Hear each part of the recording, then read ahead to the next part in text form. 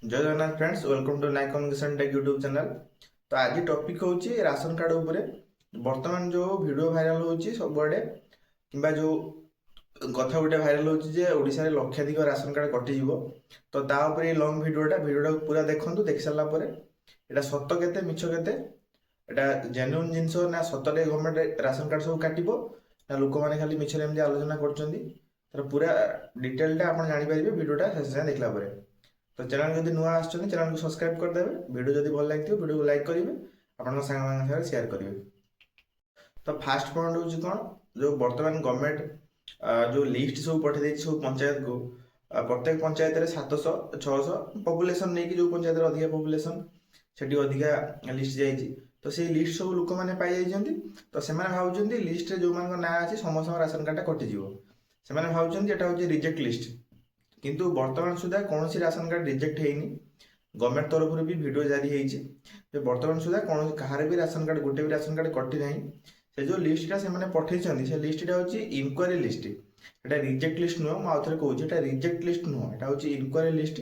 तो आपण ना भी जब से लिस्ट अच्छी तो सेटा आपण भावतु जे आपण कार्डटा रिजेक्ट हो जाए इनक्वारी आसी इनक्वारी हम। इनक्वारी है तार सब क्राइटेरिया जहाँ रही है क्राइटेरिया यदि आप इनक्वारी एलिजिबल होती राशन कार्ड पाइबा तेज आप राशन कार्डटा कंटिन्यू हम। जदि इनएलिजिबल है राशन कार्डटा आपंकर डिलीट हो। तो सेटा इनक्वारी लिस्ट, एटा रिजेक्ट लिस्ट नुह। तेणु तापर किसी व्यस्त हबार आवश्यक ना। द्वितीय कथा हूँ तार सब कारण सब लिखाई मैक्सिमम कारण लिखाई आपंकर पीएम किसान बेनिफिशियरी आपण मोदी पैसा जो पीएम किसान से पाँच से आपंकर राशन कार्ड इनक्वारी आसी। आउ गोटे तार कारण थी परिवार वार्षिक आय 1,20,000 थी। आउ जन थी फोर व्हीलर अच्छी बोली, आउ जन किसी लोक भी थी इनकम टैक्स रिटर्न कर। तो ताऊपर गवर्नमेंट फिल्ड रे इनक्वारी कर बहुत ब्लॉक रे चालू हो गलानी। आपण ब्लॉक रे बहुत जल्दी चालू हो। तो इनक्वारी कर, इनक्वारी कलापर आप एलिजिबल होती तेज राशन कार्ड पाइबे, जदि इनएलिजिबल होती तेज राशन कार्ड आपंकर कटिज। तो बर्तमान सुधा कहार भी कटि ना। सेकेंड पॉइंट हूँ आपड़ भावुवे पीएम किसान जो मैंने पाँच से राशन कार्ड कौन कटो से तो चाषी। तो गवर्नमेंट पीएम किसान देला पुणी से पाइले। तो गवर्नमेंट पुणी से आधार को करके पीएम किसान जो मैंने पाँच तो राशन कार्डटा कौन काटो। तो यहाँ सेमती किसी नुहे जो मैंने पीएम किसान पाँच से राशन कार्ड कटो। तो एमती किसी गवर्नमेंट डाटा रखी ना कि तार एलिजिबल क्राइटेरिया रखी ना।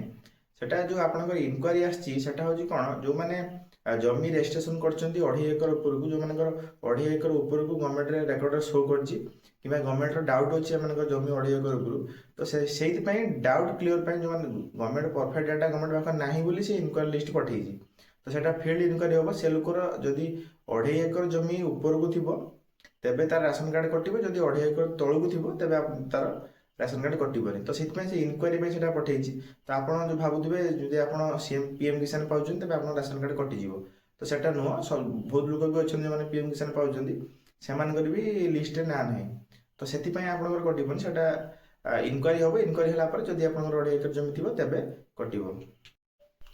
तो आहरी बहुत भौणी मैंने मत कॉल करते मो दुकान को भी आसते से पचार आम सुभद्रा पैसा पाँच आमर राशन कार्ड कटो कि। तो यहाँ सेमती किसी डिटेल मेंशन है ना।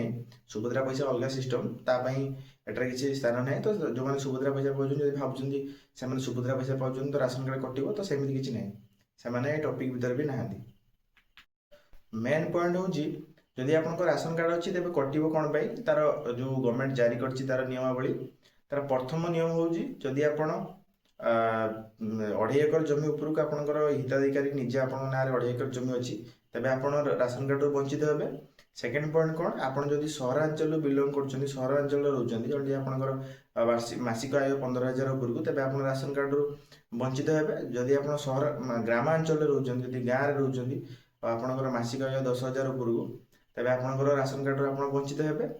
जदि आप ना आप परिवार कौन सदस्य जदि फोर व्हीलर अच्छी, एग्रीकल्चर जो थी आगुरी ट्रैक्टर थी हार्वेस्टर जो एग्रीकल्चर पर्पज थी तो बर्तमान से इनक्लूड कर गवर्नमेंट। जब आप एग्रीकल्चर व्हीकल भी रखिंट जमी ट्रैक्टर हार्वेस्टर तथापि आप राशन कार्ड कटो। यहाँ आगुरी निआ होता कि आड कराई। जब आप एग्रीकल्चर भी अच्छी एग्रीकल्चर मेसीनरी अच्छी तेज आप राशन कार्ड ବାଦ ପଡ଼ିବେ। ଆଉ ଗୋଟେ ପଏଣ୍ଟ କ'ଣ, ଆପଣ ଯଦି ଆପଣ କିମ୍ବା ଆପଣଙ୍କ ପରିବାରରେ ଯଦି କାହାର ଯେଉଁ ଇନକମ୍ ଟ୍ୟାକ୍ସ ଯଦି କେଉଁମାନଙ୍କର କଟୁଛି, ଅଧିକା ସାଲାରୀ ପାଉଛନ୍ତି ତ ଇନକମ୍ ଟ୍ୟାକ୍ସ କଟୁଛି, କିମ୍ବା ଆପଣ ବିଜନେସ୍ ବି କରୁଛନ୍ତି, ଆପଣ ଯଦି ଟ୍ୟାକ୍ସ ଦେଉଛନ୍ତି, ତେବେ ଆପଣ ରାସନ କାର୍ଡ଼ରୁ ବଞ୍ଚିତ ହେବେ। ଯଦି ଆପଣଙ୍କ ନାଁରେ କିଛି ଉଦ୍ୟମ ରେଜିଷ୍ଟ୍ରେସନ ଅଛି, ଯେମିତି ଆପଣ ଛୋଟ ଫ୍ୟାକ୍ଟ୍ରି ହେଉ, ଘରୋଇ ଶିଳ୍ପ ବି ଯଦି ଆପଣଙ୍କ ନାଁରେ ଅଛି, ଆପଣ ଜିଏସ୍ଟି ସେଠାରେ ଆପଣଙ୍କର ଆଡ଼୍ କରିଛନ୍ତି, ତେବେ ଆପଣଙ୍କର ରାସନ କାର୍ଡ଼ଟା ମଧ୍ୟ କଟିଯିବ, ଆପଣ ରାସନ କାର୍ଡ଼ରୁ ବଞ୍ଚିତ ହେବେ। ଶେଷ ପଏଣ୍ଟ, ତ ଏସବୁ ଯେଉଁ ଏଲିଜିବଲ୍ କ୍ରାଇଟେରିଆ ରହିଛି ଏଟା ଏବେ ନାହିଁ, ବହୁତ ଆଗରୁ ବି ଏମିତି ଥିଲା। ତ ତାପରେ ବି ବହୁତ ଲୋକମାନେ ରାସନ କାର୍ଡ଼ ପାଉଥିଲେ। ତ ୟା ଉପରେ କିଛି ବ୍ୟସ୍ତ ହେବାର ନାହିଁ। ଯେମିତି ପଞ୍ଚାୟତରେ 700-800 ଲିଷ୍ଟ ଆସିଛି, ତ 700-800 ଯାକ ସମସ୍ତଙ୍କର କଟିବନି, ତା ଭିତରୁ କିଛି ଲୋକଙ୍କର କଟିବ, ବହୁତ କମ୍ ଲୋକଙ୍କର କଟିବ। ଯେଉଁମାନଙ୍କର ସବୁ ଏଇସବୁ କ୍ରାଇଟେରିଆରେ ବାହାରିବ, ତ ସେମାନେ ବହୁତ କମ୍ ଲୋକଙ୍କର କଟିବ। ତ ଏଟା କିଛି ବ୍ୟସ୍ତ ହେବାର ନାହିଁ। ୟୁଟ୍ୟୁବ୍ ଭିଡ଼ିଓ, ଆପଣ ଫେସବୁକ୍ ମାଧ୍ୟମରେ କି କୌଣସି ପ୍ଲାଟଫର୍ମ ମାଧ୍ୟମରେ ଯଦି ଭିଡ଼ିଓ ଦେଖି ବ୍ୟସ୍ତ ହେଉଛନ୍ତି ଯେ ସବୁ କଟିଯିବ, ତ ଏମିତି କିଛି ଭାବିବାର ନାହିଁ।